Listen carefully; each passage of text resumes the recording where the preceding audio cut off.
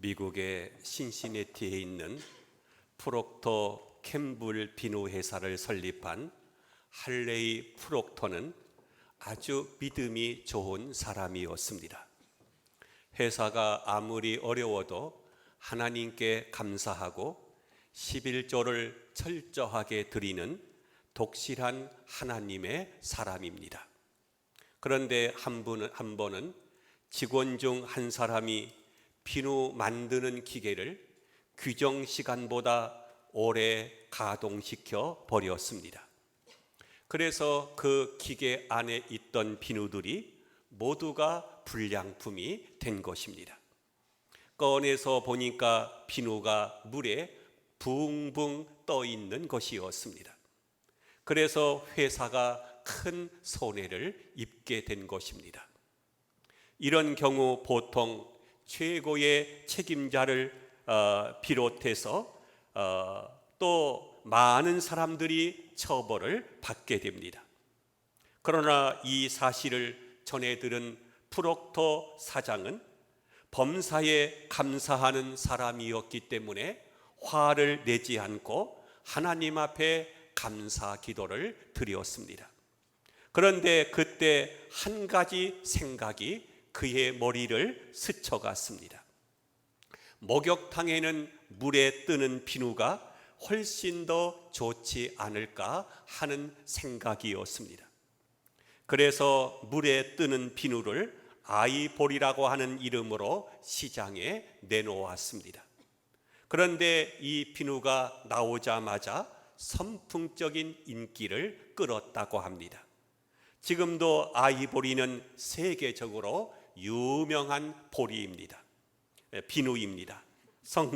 성도 여러분, 이 범사에 감사할 수 있기를 바랍니다. 왜냐하면 감사는 놀라운 기적을 가져오기 때문입니다. 시편 50편 23절에 감사로 제사를 드리는 자가 나를 영화롭게 한다고 했습니다.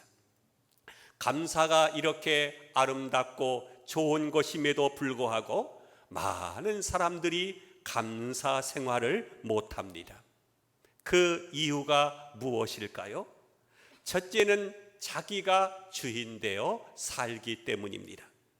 처음 사람 아담과 하와는 에덴 동산에서 살았습니다. 이 에덴이라고 하는 말은요, 기쁨이라고 하는 뜻입니다. 아담과 하와의 에덴 동산의 생활은 한마디로 기쁨과 감사였습니다. 그런데 어느 날 사탄의 속삭임에 넘어갔습니다. 그 결과 에덴에서 쫓겨났습니다. 그래서 기쁨이 상실되고 걱정과 근심, 두려움과 수고와 고통이 그들에게 찾아온 것입니다. 에덴 동산의 주인은 하나님이십니다. 그런데 아담은 하나님께서 주인 되심을 잃어버리고 자기가 주인 되어 선악과를 따먹은 것입니다. 그래서 그때부터 감사와 기쁨이 사라지게 된 것입니다. 자기가 주인 된 사람에게는 이 감사와 기쁨이 없습니다. 두 번째는 생각이 깊지 않기 때문입니다. 노댕의 생각하는 사람이라고 하는 작품이 있죠. 인간은 자기에 대한 깊은 고뇌를 함으로써 비로소 인간이라고 하는 메시지가 담겨져 있습니다. 그런가 하면 파스칼은 인간은 생각하는 갈대다라고 하는 유명한 말을 남겼습니다. 그렇습니다. 하나님은 인간을 생각하는 존재로 만들었습니다. 인간은 내가 누구인가, 어디서부터 왔는가, 어디로 갈 것인가, 무엇을 위해 사는 것이 가장 가치 있는 삶인가 라고 하는 생각을 끊임없이 해야 하는 것입니다.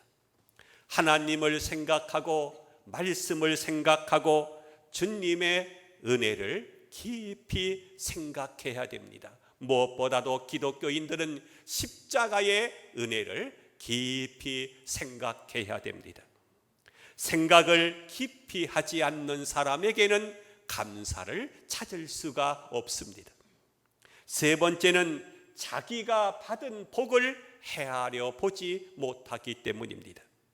시편 100편 4절에 감사함으로 그의 문에 들어가며 그의 궁정에 들어가서 그에게 감사하며 그의 이름을 송축할지어다 라고 했습니다. 이 말씀은 우리가 받은 복을 헤아려 보라는 것입니다. 그동안 우리가 받은 복들이 얼마나 많습니까?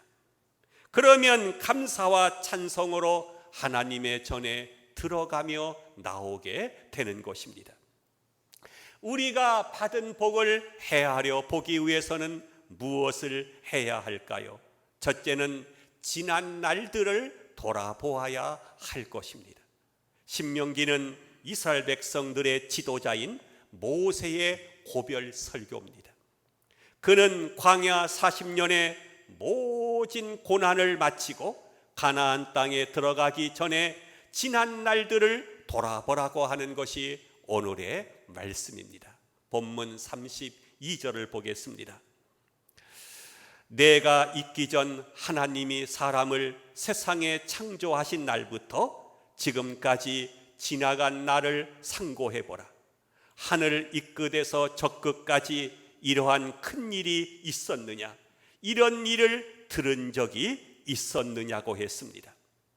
출애굽한 후에 광야 생활에 있었던 하나님의 은혜를 돌아보라고 하는 것입니다. 지금 이스라엘 백성들은 가나안 땅을 목전에 두고 있습니다. 이제 요단강만 건너면 그들은 약속의 땅 가나안 땅에 들어가게 됩니다. 바로 그 순간 하나님은 모세를 통해서 그동안 하나님께서 이스라엘 백성들에게 베푸신 은혜, 그 크신 능력들을 돌아다 보라는 것입니다. 이스라엘 백성들은 애굽의 노예였잖아요. 바로의 압제에 모든 고난을 받으며 신음하던 한많은 민족이었습니다. 그런 이스라엘 백성들에게 하나님께서 은혜를 베풀어 주신 것입니다. 그들을 위해서 구원자 모세를 통해서 그들을 애굽에서 해방시키셨습니다. 그리고 광야 40년 동안 한순간도 그들을 떠나지 않으셨습니다. 애굽 왕 바로를 굴복시키고 강한 애굽 군대를 홍해에 수장시켜 버렸습니다. 불기둥과 구름기둥으로 그들을 인도하시고 지키시고 보호하셨습니다. 40년 동안 광야 생활하는 동안에 신발이 떨어지지 않도록 하셨습니다. 때를 따라 일용할 양식 만나를 공급해 주셨습니다. 반석에서 물이 나오게 하여 그들을 먹게 하셨습니다. 수많은 대적들이 그들의 앞길을 막았지만 하나님께서 그들의 군대가 되어주셔서 지켜주시고 모든 대적들을 물리쳐 주셨습니다. 이스라엘 백성들은 세상 어느 민족도 듣지 못한 하나님의 음성을 들었습니다. 하나님의 율법을 받았습니다. 하나님을 예배하는 세계 열방의 대표적인 민족이 되게 하신 것입니다. 이 모든 일들을 통해서 하나님의 은혜를 잊지 말고 기억하라고 하는 말씀입니다. 기억하라고 하는 것은 되새기라는 것입니다. 되돌아보라는 것입니다. 우리는 여기서 진정한 감사가 무엇인가를 깨닫게 됩니다. 진정한 감사는 잊혀진 기억들을 더듬어 찾아내어 생각하며 감사하는 것입니다. 가만히 생각하면 감사할 일들이 너무나 많을 것입니다. 올 반년 동안도 감사한 일들을 한번 돌아다 보시기를 바랍니다. 발명왕 토마스 에디슨의 이야기입니다. 어느 날 열차를 탄 에디슨은 열차 안에서 자그마한 실험실을 만들어 놓고 연구를 계속하고 있었습니다.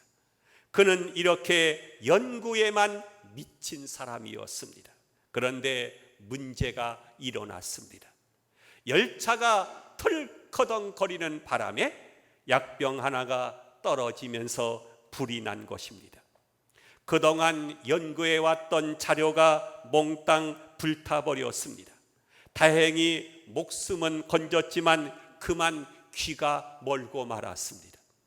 그럼에도 불구하고 그는 한평생 동안 그 전보다 더 많은 발명을 했습니다. 그래서 발명왕 에디슨이라고 하는 이름이 붙게 되었습니다. 많은 사람들이 귀도 들리지 않는데 어떻게 이렇게 많은 연구를 할 수 있었느냐라고 물었습니다. 그러자 그가 대답했습니다. 그것은 제가 귀가 멀었기 때문입니다. 나는 귀머거리가 된 것을 오히려 감사합니다. 주위의 소리를 듣지 못하니까 아무리 시끄러워도 오직 연구에만 몰두할 수 있었습니다. 여러분, 가만히 생각해 보십시오. 우리가 미처 깨닫지 못하고 지나쳐 온 일 중에 감사한 일들이 얼마나 많습니까? 이제 내가 앞으로 잘 되는 사람이 되기 위해서는 절대적으로 필요한 것이 있습니다. 그것은 지난 날들을 헤아려 보며 감사하는 것입니다. 하나님은 받은 복을 헤아려 감사를 하는 사람에게 예비하신 더 큰 복을 부어주십니다. 불평하지 않고 그동안 받은 복을 헤아려서 감사가 넘치는 성도가 될 수 있기를 바랍니다. 두 번째로, 다른 사람들이 받지 못한 복이 나에게 있음을 알아야 할 것입니다.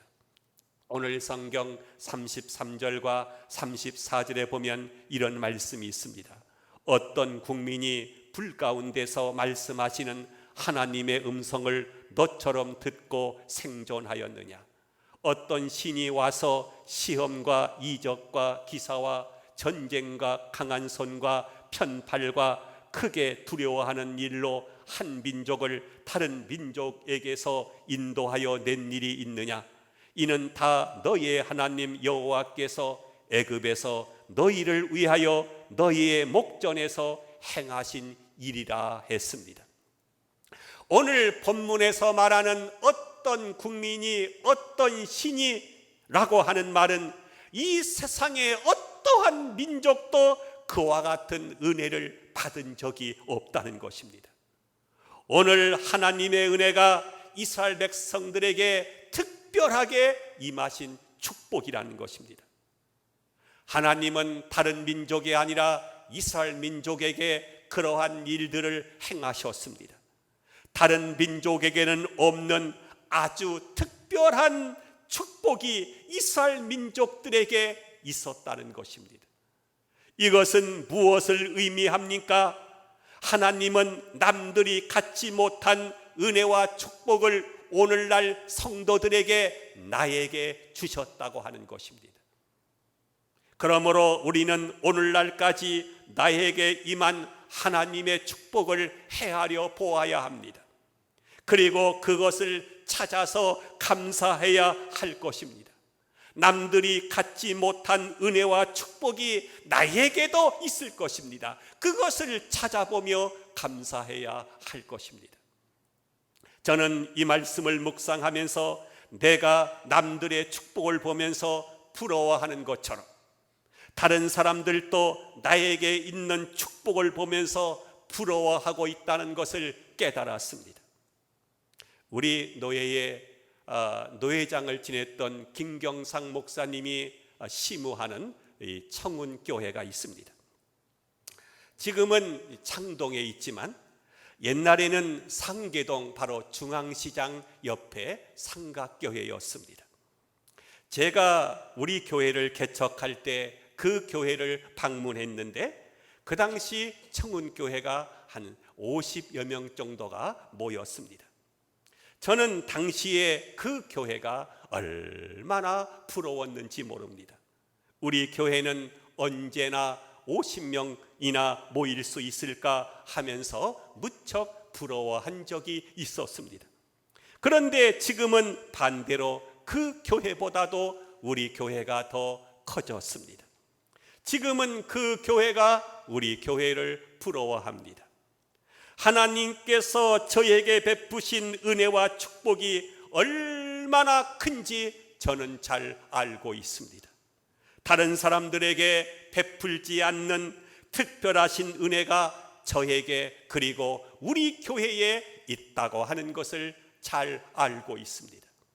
아마 여러분들에게도 각자에게 주신 하나님의 은혜들이 많이 있을 것입니다. 그것을 헤아려 보면서 감사하며 살 수 있기를 바랍니다. 하나님은 여러분 한 사람 한 사람을 너무나도 사랑하십니다. 그리고 매일매일 남들이 모르는 비밀스러운 은혜와 축복을 허락해 주십니다. 믿음의 사람은 그것을 찾아서 감사하는 것입니다. 나에게만 있는 남들이 갖지 못한 그 비밀스러운 축복이 무엇인가를 찾아서 감사하며 살아가는 우리들이 될 수 있기를 바랍니다. 여러분, 송명의 시인 아시죠? 지체 장애자죠. 걷지도 못하고 말도 제대로 못합니다. 잘 알아들을 수 없어요. 몸이 장애를 가지고 있으니까요. 그분이 많은 시를 지었는데 이러한 시가 하나 제가 읽어드리겠습니다. 나 가진 재물 없으나, 나 남이 가진 지식 없으나, 나 남에게 있는 건강 있지 않으나, 나 남이 없는 것 있으니, 나 남이 못 보는 것을 보았고, 나 남이 듣지 못한 음성 들었고, 나 남이 받지 못한 사랑 받았고, 나 남이 모르는 것 깨달았네. 공평하신 하나님이 나 남이 가진 것 나 없지만 공평하신 하나님이 나 남이 없는 것 갖게 하셨네. 남들처럼 건강도 갖지 못하고 몸이 마음대로 움직일 수 없는 그러한 장애자지만 이 세상 사람들이 들을 수 없는 하나님의 음성을 들었고 또 하나님 나라를 보았다고 오히려 감사 찬양을 하는 것을 보게 됩니다. 누가 봐도 불행한 사람인데 남이 갖지 못한 것을 나도 가졌네 하면서 하나님을 찬양하는 것입니다. 세 번째로 받은 복을 헤아려 보는 것이 나의 후손에게 축복의 유산이 되기 때문입니다. 지금 모세는 출애굽 2세들에게 설교하고 있습니다. 출애굽 1세들은 불신앙과 불순종으로 일관하다가 40년 동안 광야 생활하는 중에 모두 다 죽었습니다. 이제 눈앞에 보이는 저 앞이 바로 이 가나안 땅입니다. 그러나 만약 그들도 부모들처럼 불평하고 원망을 한다면 가나안 땅에 들어가기 전에 모두 다 심판을 받을 것입니다. 그래서 가나안 땅에 곧 들어가게 될 출애굽 2세들에게 부모님들의 전철을 밟아서는 안 된다고 하는 것을 아주 간절하게 피를 토하는 심정으로 이 말씀을 전하고 있는 것입니다. 가나안에 들어가게 될 2세들에게 모세가 당부하는 부탁이 무엇입니까? 본문 39절과 40절을 보겠습니다. 그런즉 너는 오늘 위로 하늘에나 아래로 땅에 오직 여호와는 하나님이시요 다른 신이 없는 줄 알아 명심하고 오늘 내가 네게 명령하는 여호와의 규례와 명령을 지키라. 너와 내 후손이 복을 받아 내 하나님 여호와께서 내게 주신 땅에서 한없이 오래 살리라. 저는 이 말씀을 읽고 무척 흥분했습니다. 하나님의 말씀을 따라 살면 후손이 복을 받아서 오랫동안 산다는 것입니다. 부모의 복이 자녀들에게까지 이어진다고 하는 것입니다. 부모가 받은 복을 헤아려 감사할 때 후손들에게 축복의 유산이 이어진다는 것입니다. 사랑하는 성도 여러분, 우리는 그동안 하나님께 받은 복들이 너무나 많습니다. 그 받은 복을 헤아려 보면서 감사할 때 하나님의 더 큰 은혜와 축복이 나와 후손들에게도 이어질 수 있기를 주님의 이름으로 축원함을 드립니다. 기도합니다.